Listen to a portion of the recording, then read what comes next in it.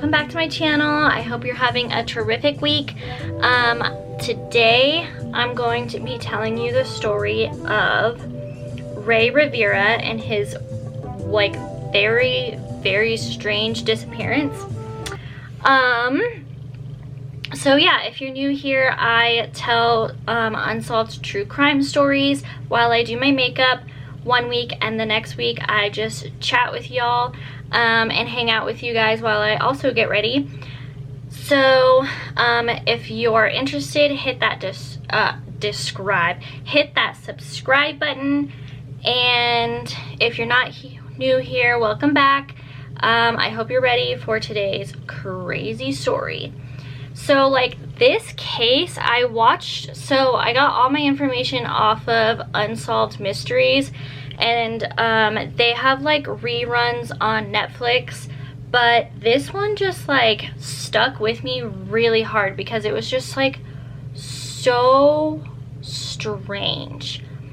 So basically the story goes, this guy Rey Rivera went missing on May 16th, 2006. And let me give you a little backstory to who he was. So Rey Rivera was a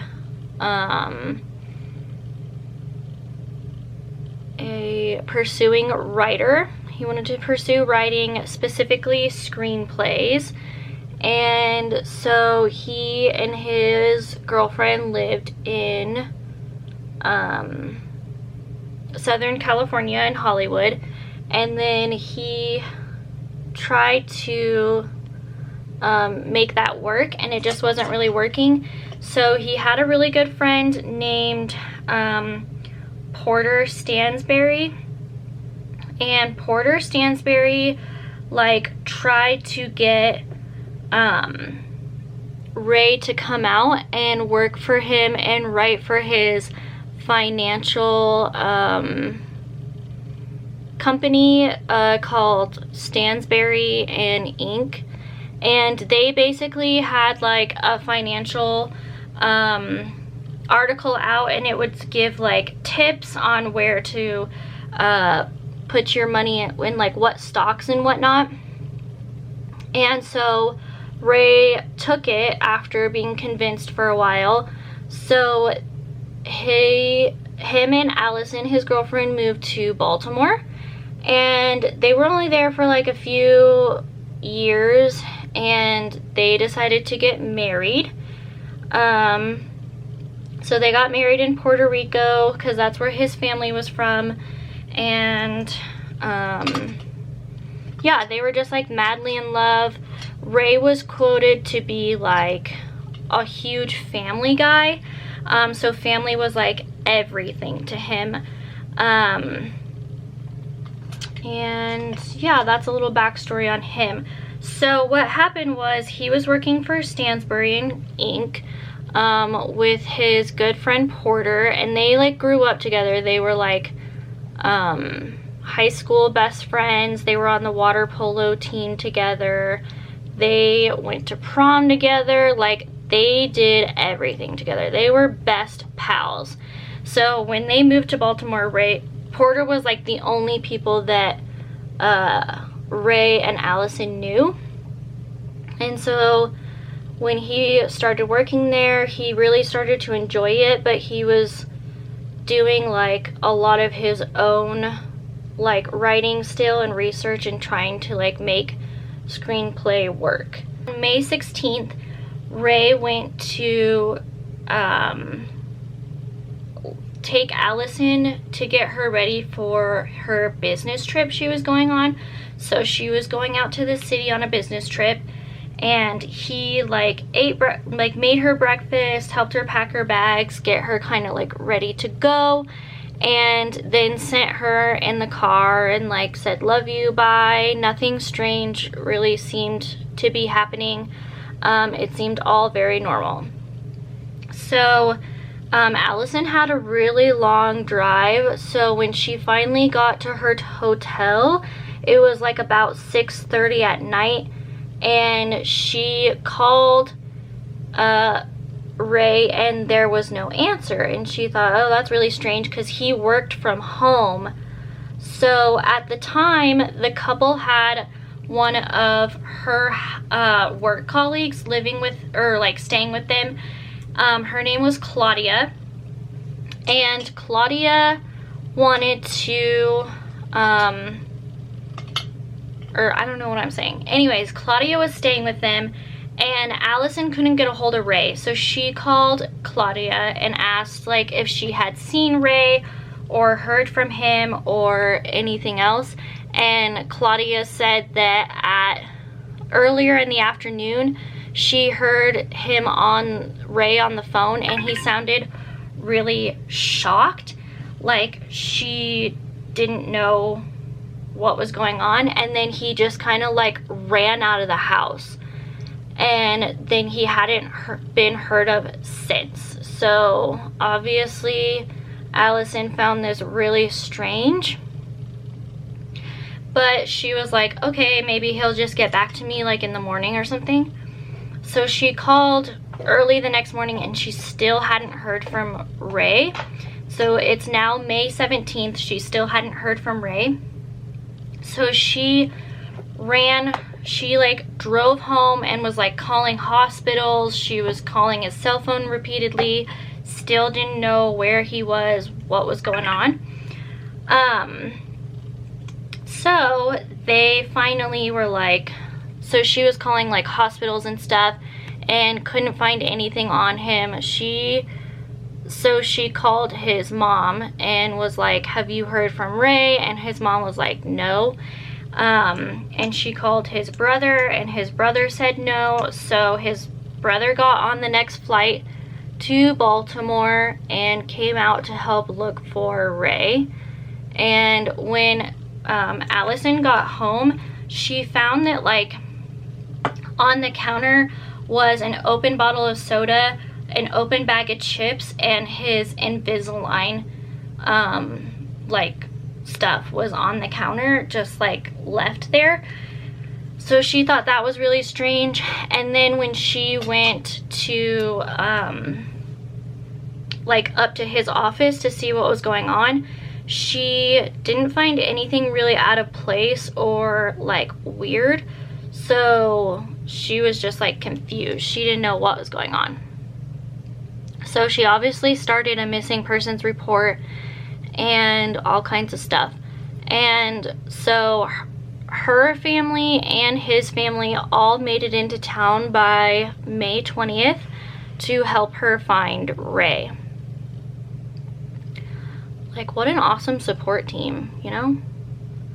So on May 22nd, she had gotten home from like searching around the city looking for him and like making phone calls and talking to police and stuff. And her parents were like, we're gonna go out and search for his vehicle, see if we can find it in any like random parking lots.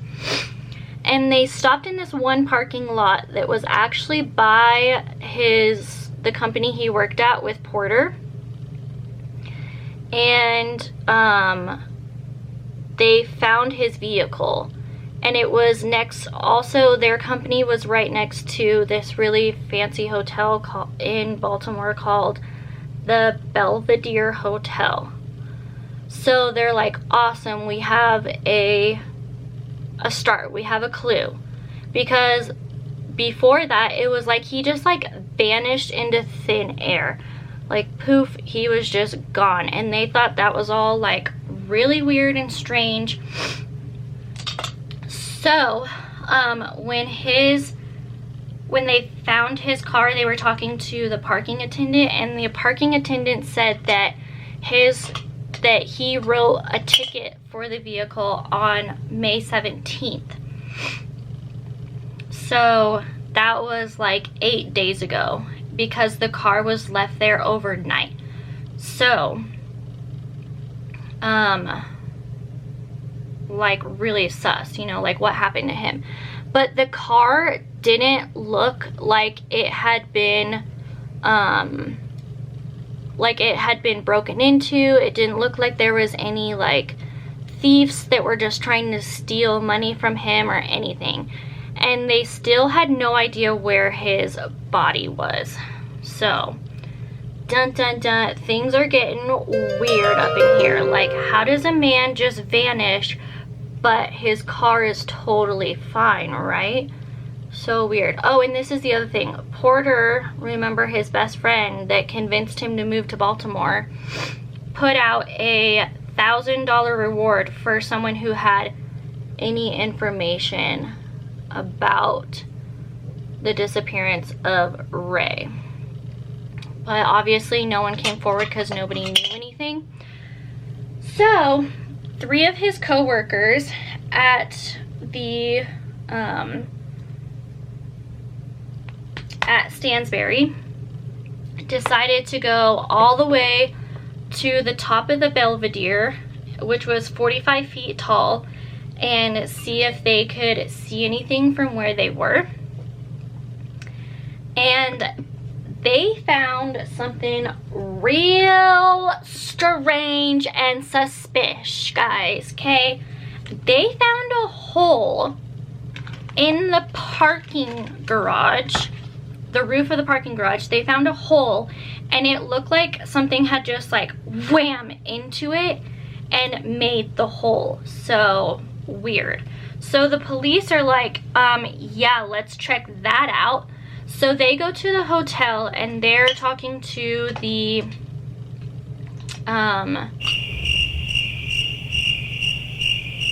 property manager. They're talking to the property manager and they're like, hey, we really need to get into the wherever like this roof leads to.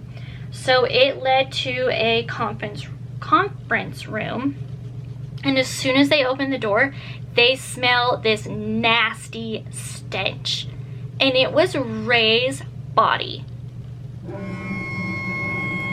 Dun dun dun. Yeah, they found his body.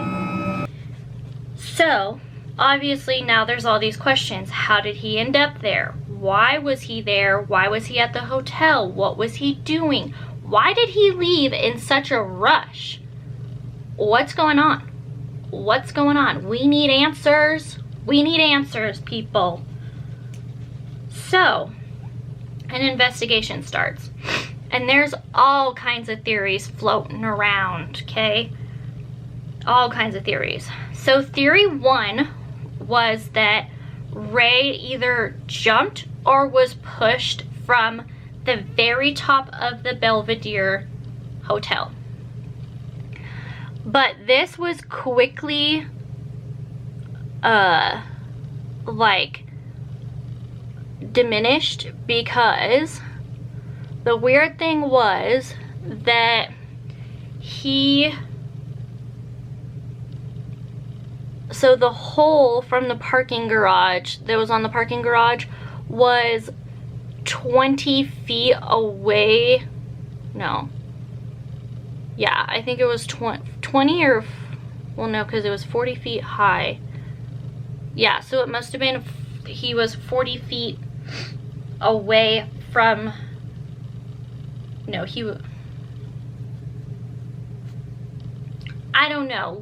Hold on, let me look it up.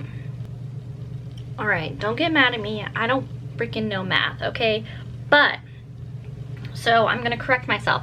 So the Belvedere building was 177 feet tall, okay? But the hole on the garage roof was 45 feet down, like diagonal from the top of the building. So he would have had to like fall like that, which they said didn't make sense because he would have just fell like this, not like that, if that makes sense. So that was like quickly, like they moved on from that one. They were like, no, didn't happen that way. So they also thought that maybe he jumped or was pushed from the roof of the parking garage, the higher. So the parking garage was 2 floors and the hole was on this one, And so they thought that maybe he jumped from the top of the roof and then this is the hotel. But that also didn't make sense because that was 20 feet high and then 20 feet over was the hole. So that also didn't make sense to them. My camera's gonna die, are you kidding me? Ugh. Okay. So they were like, okay, so that one quickly got like explained to and they moved on. Theory 3 was that he was pushed or fell from the 11th floor because the Belvedere had like, the 11th floor had like a ledge on it and then it went up more floors. But that also was like, that was the fastest one to be like explained away because in order for him to get onto that 11-foot ledge, he would have had to go through someone's room, which they thought didn't make sense. But here's what I'm saying. Maybe whoever killed him was staying in that floor, on that floor, and then pushed him from there. So, okay, so I'm back. I finished my eyes. Now I'm gonna do my face. But, so, we went over the 3 theories. 1, he jumped or was pushed from the top of the Belvedere or the 11th floor or the parking garage. None of them made sense, like scientifically and physically. So the police at this point are saying that like he committed suicide and there's nothing really that they can do about it, and they closed the investigation. And his wife Allison was like, no. So she went to go visit the examiner, and the examiner basically said, quote, I know what they're trying to do, but there is something else going on here, unquote. The examiner said that he had fractured ribs that were not consistent with just falling from the building, that something else happened. The medical examiner also said that he had a broken leg that was not consistent with the fall, and he also had head abrasions that were not consistent with the fall. He also had lacerations, but they didn't say if that was consistent with the fall or not. They just said that he had them. So he had lacerations on his body, and he had like several of them, and they were 8 to 9 inches long. That's crazy, guys. Basically, the medical examiner let Allison know that like he did not commit suicide, that something else was going on. So she thought that was really weird. Allison tries to like look for other clues within their home about like whether he knew information that he wasn't sharing or what was going on there. And she was looking through his office and she found a note that was like folded into multiple pieces and then was taped behind his monitor of his computer. So she thought that was really strange. So she unwrapped it and was trying to read it. She discovered that the note had like just like the most random stuff on it. Like there were different like quotes on it from different famous people. There was like one section that was all stuff that was like from that era. So it like had a list of like things that were from that era, like DVD players, DVR players. Like it was weird. And then there was like one part that had a bunch of like people really close to him that was on the list, but Allison said that like some really significant people were missing from the list, which she thought was really strange. And then she said that there was like a list of like his favorite movies that always stuck out to him, and she thought that was weird. So she didn't know like what he was trying to do with the note, if he was like trying to leave a message for them or what. But she did look up the first quote that he left on the note, and when she looked it up, like just information about the Freemason Society came up, and she said that Ray was like really into all those like secret societies and whatnot. So the note begins with this quote that she looked up. Brothers and sisters, right now around the world volcanoes are erupting. What an awesome sight. Whom virtue unites, death will not separate. Okay, weird. And then there was another part of the letter says, quote, I stand before you, a man who understands the purpose and value of our secrets. That's why I cherish them as secrets.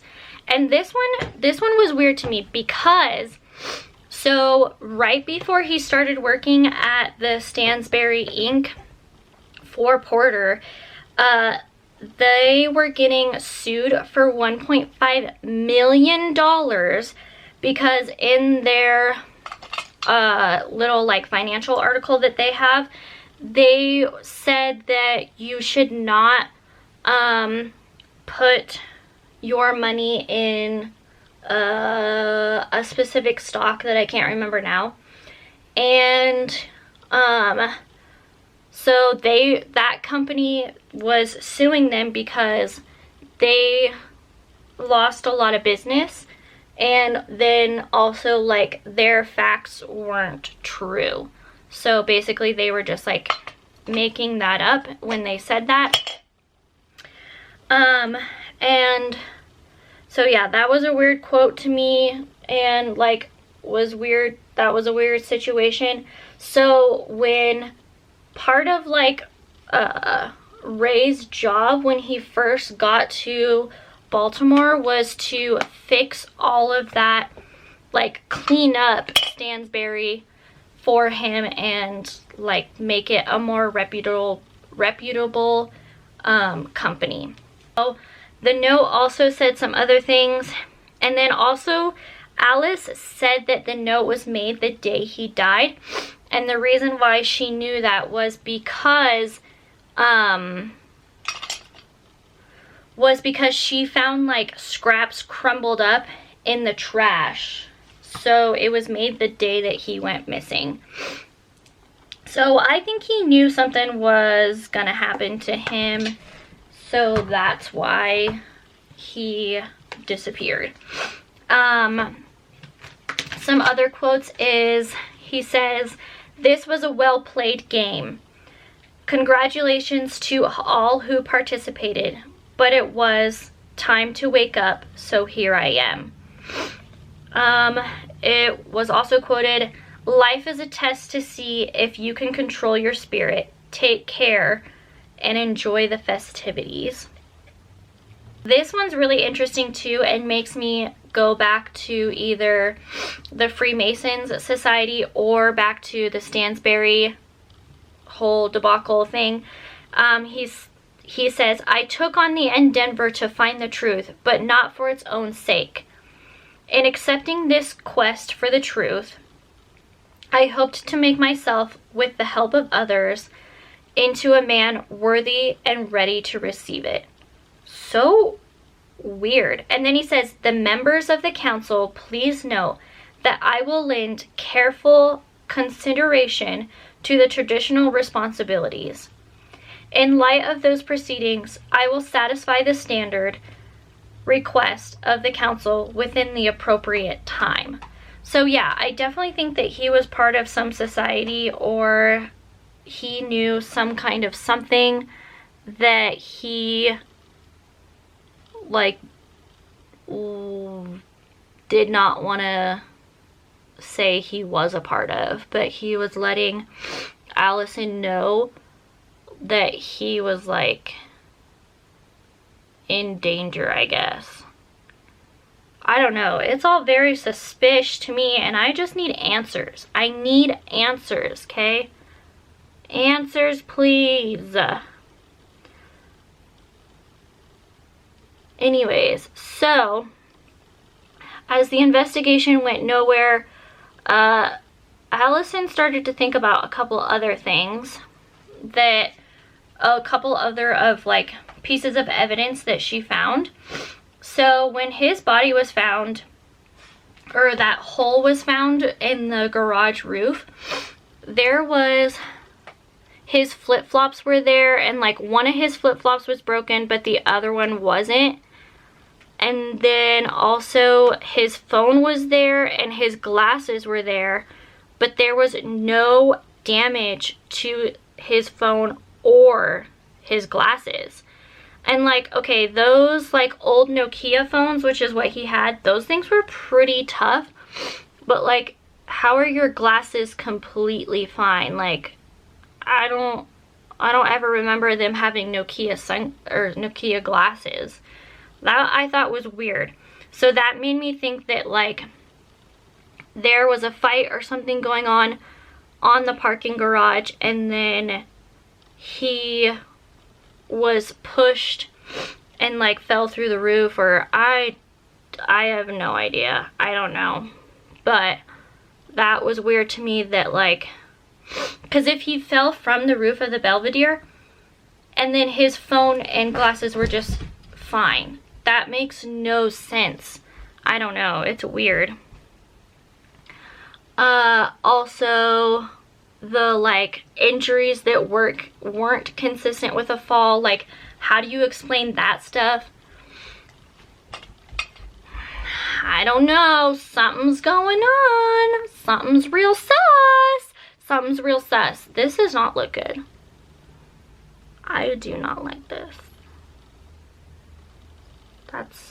That's not working for me. So they wanted to ask Porter what was going on, if they knew anything about his friend, and Porter put a lockdown on everybody within his company and himself, so they could not talk to the police. So Porter would not say anything about his best friend that was just like disappeared. Like, your best friend goes missing and you're not gonna like try to help the police at all? That's real sus. That's real sus. Get it together, Porter. What are you hiding? Come out and say it. Come out and say it. Don't hide. And to this day, he hasn't talked to Allison or any of like Rey's family members. Nothing. Nothing. Real sus, guys. Real sus. You don't want to say anything about your best friend leaving? Disappearing? Here's another really weird thing that makes me think that it wasn't suicide and that something was going on that he like wasn't able to talk about or wasn't ready. But Allison said that a few weeks before he disappeared, he started to become really worried and was like anxious all the time, and like just like seemingly out of nowhere like anxious and like scared all the time and like whatever. On May 15th, 2006, so the day before he went missing, the alarm went off in the house and he woke up in the middle of the night with a bat and was like looking around the house, and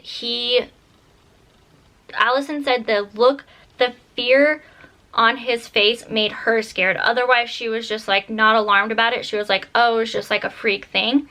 So because he was so worried, they called the police, and the police just said like, oh, it just must have been a squirrel or like an animal trying to get in, whatever. But then I guess Claudia said that the night that he disappeared and the night that he didn't ever come home, the alarm went off again, and when she called the police found that the window on the side of their house was tampered with. So someone want to explain that? Porter?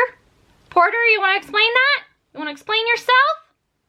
What you doing, dude? Something's weird. Something's not right.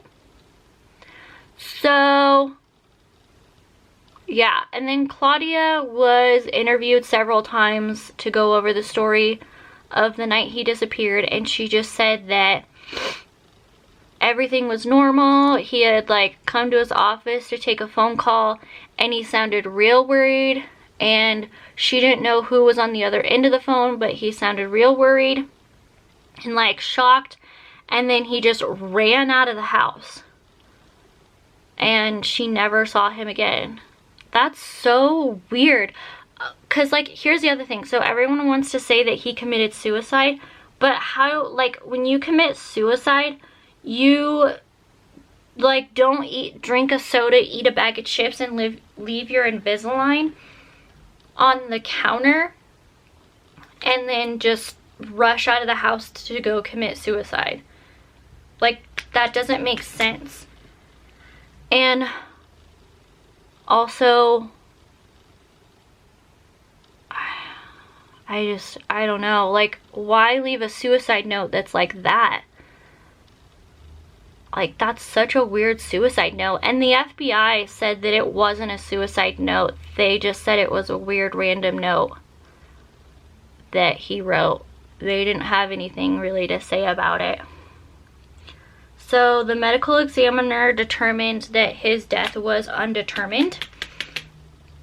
So she didn't have anything to say about his death other than what she told Allison. And the police kind of just like quit investigating. His wife Allison is still trying to figure out what happened.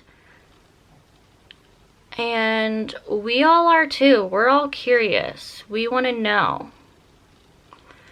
So if you want to know like more details or like research more theories, then you should definitely go watch the episode of Unsolved Mysteries about him. And definitely like comment down below what you think happened. I don't know. I think that Porter knows information that he doesn't want to share. And whether that be that like Porter wanted to kill him or had him killed, or someone else within the company, or Porter knew that he was part of this Freemason society and something happened there. I don't know, something happened, but I know he didn't commit suicide. Because, like, how? There's nothing to explain that he did. Like, all the falls don't make sense to where his body was. And unless someone was in the 11th, was on the 11th floor staying in a room there and was pushed from there.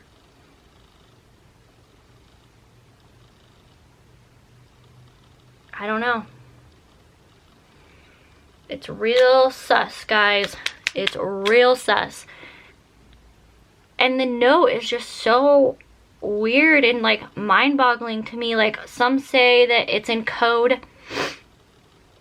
Some say it was just like a random letter.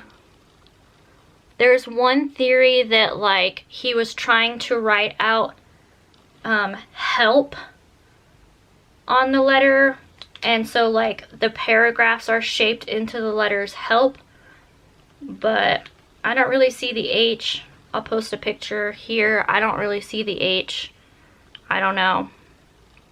Oh, yes. Okay, I totally forgot the best piece of information. So they talked to Claudia numerous times about this, like what had happened in the last few moments that she saw him, and he got like a weird call. He sounded really shocked and like confused, and then he just like ran out of the building. And so the police did an investigation on who made the phone call or who was on the phone, and it was, the phone calls came from the Stansberry office. Porter's hiding something. I know he's hiding something. I know he's hiding something. Like, how do all these connections be made, and how do you run like such a sketch business, and then your best friend in the entire world goes missing and all you have to say is nothing? Like, literally nothing. Is just like, sorry, no one in this office can talk to the police. What? How? Explain that. Like, how are you gonna do your best friend like that? You know? And like, I think he was trying to seem like he was still a good person and like he was still a friend, and that's why he had the reward out. But then like, you're the one with the information.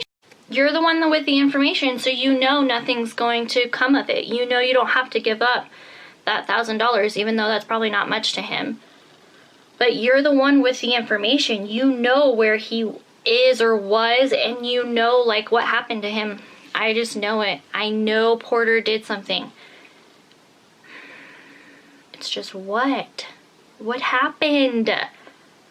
See, I love unsolved cases because they're unsolved and they're just like so sus. Like, what happened? There's no explanation, and that's mind-boggling to me that someone just like is dead and there's nothing. Or like the ones where people just go missing and then they're never heard of again. You're like, what? But I also don't like not knowing. Like, what happened? Porter, tell us. Tell us what happened. Allison and all of us need to know what happened to Rey Rivera on May 16th, 2006. We need to know. Anyway, I hope you guys all have a great week. I love you all. I will see you next Friday for a chat and makeup. Stay tuned for that. If you loved this story and you're new here or you haven't subscribed yet, go ahead and make sure you do that so you're notified when I upload. And I hope you guys all have a great day. I will see you all later.